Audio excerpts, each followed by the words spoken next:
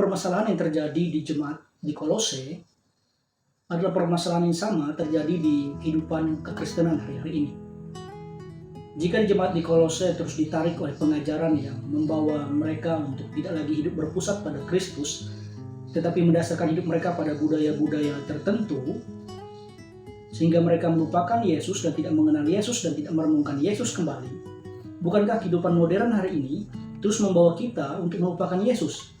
Mungkin kita pergi beribadah ke gereja dan melakukan kegiatan-kegiatan Kristen lainnya. Tapi apakah hati dan pikiran kita memiliki hasrat untuk semakin mengenal Yesus, dan dalam keseharian kita menyerahkan hidup kita kepada Yesus? Hai, kembali lagi bersama saya Agung Raditya di Belajar Alkitab. Kita akan mendalami kitab Kolose dan kita sampai pada pasal 1 ayat yang ke-18 sampai 20. Kita akan mendalami ayat ini dan mari kita mulai. Kolose pasal 1 ayat 18 sampai 20.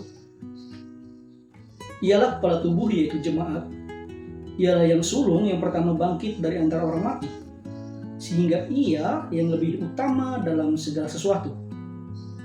Karena seluruh kepenuhan Allah berkenan diam di dalam Dia, dan oleh Dialah ia memperdamaikan segala sesuatu dengan dirinya, baik yang ada di bumi maupun yang ada di sorga, sesudah ia mengadakan pendamaian oleh darah salib Kristus.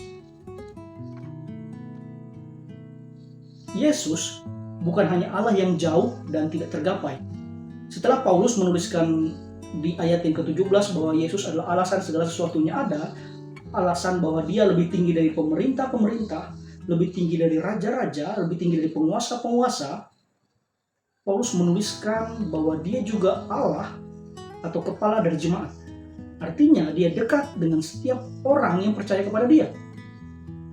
Jika kita sebagai rakyat biasa sulit untuk bisa menemui presiden kita, bagaimana mungkin kita bisa menemui penguasa dari segala presiden? Tapi Yesus bukanlah Allah yang jauh. Yesus adalah Allah yang dekat. Maka di situ Paulus mengatakan dan mengingatkan jemaat di Kolose bahwa Yesus adalah kepala tubuh, yaitu jemaat. Ialah yang sulung yang pertama bangkit dari antara orang mati, sehingga ia yang lebih utama dalam segala sesuatu. Setelah Paulus memberitahukan bahwa Yesus adalah Allah yang dekat, dia adalah kepala dari jemaat itu sendiri,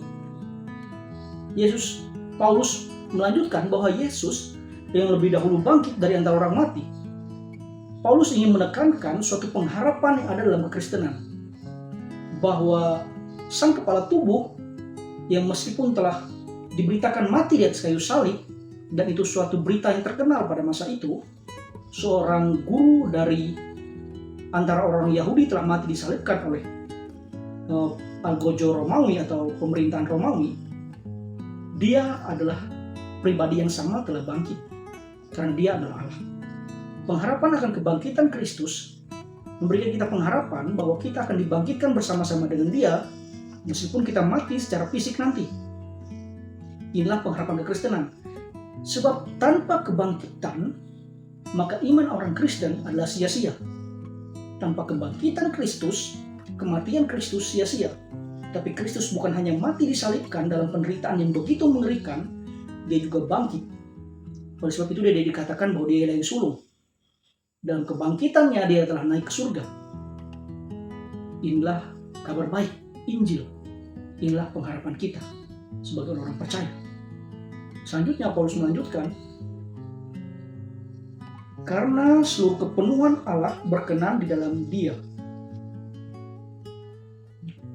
Ini menunjukkan bahwa segala karakter Allah, sifat-sifat Allah, Allah yang maha kuasa, Allah yang memiliki kasih setia, Allah yang murka dan benci terhadap dosa, Allah yang benar, Allah yang kudus, Allah yang dapat melakukan apa saja tanpa dibatasi oleh apapun, Allah yang dapat melakukan mujizat, dapat membangkitkan orang mati dan dapat mengampuni orang berdosa, ada pada Kristus.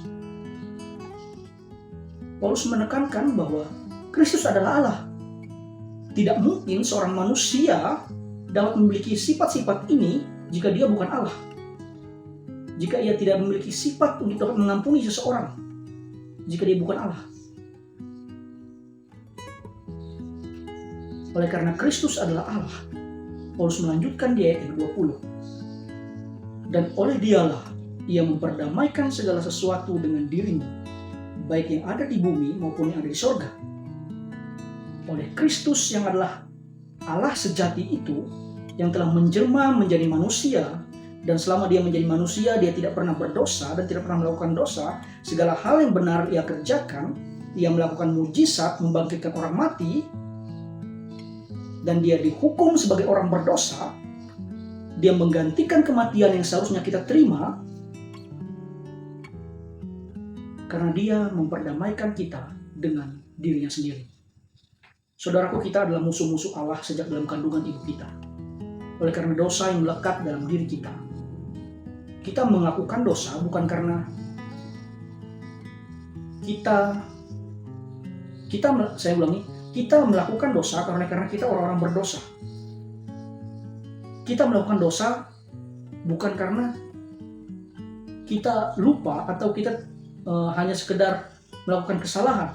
Tapi jauh lebih dari itu, kita melakukan dosa karena memiliki natur yang berdosa dalam diri kita.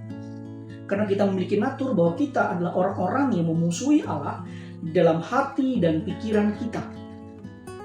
Itulah diri kita. Kita musuh Allah. Dan jika kita musuh Allah, siapakah yang dapat menjadi pembela kita jika bukan Allah sendiri yang memperdamaikan kita dengan dirinya?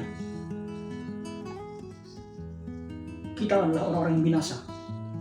Tapi puji Tuhan, Paulus ini menekankan untuk mengingatkan jemaat di Kolose dan mengingatkan Anda dan saya hari ini di masa modern bahwa Kristus yang adalah kepala jemaat itu, yang dekat dengan semua jemaat atau umat pilihannya atau orang-orang Kristen, adalah Kristus yang adalah Allah yang memiliki sifat-sifat Allah secara sempurna dalam dirinya, adalah Kristus yang memperdamaikan Anda dan saya dengan dirinya sendiri. Sehingga melalui perenungan ini, kita dapat belajar untuk benar-benar kembali kepada Kristus dan melihat apa yang dia kerjakan dalam kehidupan kita. Dan yang paling utama dia kerjakan adalah menyelamatkan kita dari diri kita sendiri yang berdosa. Dari pemberontakan kita, dari keinginan-keinginan jahat kita, dari hati kita yang tidak ingin menyembah dia, dari pikiran kita. Jadi ketika kita datang kepada Kristus dan mengakui semua dosa kita, dan mengakui bahwa dialah yang dapat mendamaikan dunia ini dan yang ada dalam dunia ini dan yang ada di surga, melalui pendamaian oleh darah salib Kristus, hati kita akan diubahkan, hati kita akan terus dimurnikan. Ketika pikiran kita arahkan kepada Kristus, kepada pribadi yang berkuasa ini. Kristus telah mendamaikan Anda dan saya dengan Dia. Dan pengharapan akan kedamaian ini akan kita temukan ketika kita dibangkitkan bersama-sama dengan orang-orang kudus lainnya. Dan kita bertemu muka dengan Yesus. Misalnya kita menemukan sukacita sejati, kedamaian sejati sebagai orang-orang percaya. Pengharapan inilah yang Paulus ingin sampaikan kepada jemaat di Kolose agar mereka kembali untuk berpusat kepada Kristus, untuk menaruh pengharapan mereka hanya pada Kristus dan bukan pada perbuatan baik mereka, bukan pada budaya-budaya tertentu, bukan pada pandangan masyarakat tertentu. Dan begitu juga dengan Anda dan saya, saat ini diingatkan untuk kembali memusatkan hidup kita kepada Kristus. Kiranya Roh Kudus memampukan kita untuk hidup berpusat pada Kristus.